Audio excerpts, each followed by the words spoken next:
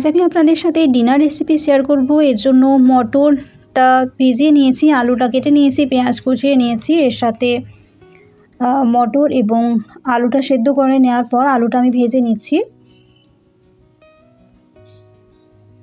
আলুটা ভেজে তুলে নেওয়ার পর আবার কড়াইতে 1 চামচের মতো তেল ও হাফ চামচের মতো ঘি দিয়ে নিচ্ছি। আপনারা ঘি দিতে না চাইলে আরেক চামচ তেল দিয়ে দেবেন। এতে গোটা জিরে, তেজপাতা, শুকনো লঙ্কা এবং সামান্য চিনি দিয়ে দুটো পেঁয়াজ কুচি কুচি করে কেটে নিয়েছি এবং একটা টমেটো কুচি করে নিয়েছি, তার সাথে সামান্য নুন দিয়ে নিচ্ছি।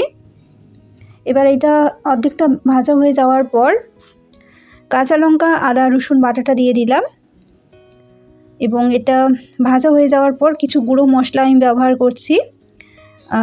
নুন আছে, চিনি আছে, সামান্য বিট নুন আছে, হলুদ আছে, লঙ্কা গুঁড়ো আছে, জিরে ধনে গুঁড়ো এবং সামান্য কাশ্মীরি লঙ্কার গুঁড়ো আছে। তো এই মশলাটা দিয়ে আমি আজকে রান্নাটা করে নেব। এতে আমি সামান্য জল দিয়ে নিচ্ছি আর এই জল দিয়ে সামান্য করে মশলাটা আমি কষিয়ে নেব। আপনাদের যদি অসুবিধে হয় এইভাবে জল দিয়ে কষিয়ে নিয়ে রান্না করতে, আপনারা সেক্ষেত্রে একটু বেশি করে তেল দিতে পারেন। তো পুরো মশলাটা আমার কষানো হয়ে গেছে। এবার আমি সেদ্ধ মটর এবং ভাজা আলুটা দিয়ে নিচ্ছি। তো এটা ভালোভাবে কষিয়ে নেওয়ার পর যে স্পেশাল ইনগ্রিডিয়েন্টটা দিতে হবে এই রান্নার মধ্যে, সেটা হলো পনির। কিছু পনির কুচি করে এর মধ্যে দিয়ে নিলাম এবং গরম জল দিয়ে নিলাম। এবার একটু ফুটে উঠলে এতে সামান্য আমি আগে নুন দিয়েছি আর সামান্য নুন একটু দিয়ে নেওয়া যেতে পারে যদি আপনাদের প্রয়োজন হয়।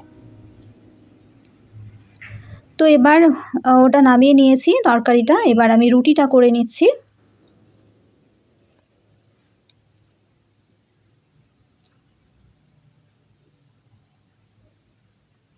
রুটিটা করে নেওয়ার পর এর সাথে আমি কয়েকটা পরোটাও করে নিচ্ছি।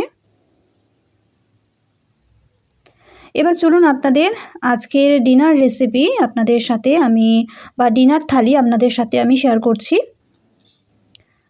তো এটা আমি পাত্রে নিয়ে নিচ্ছি, একটা পাত্রে।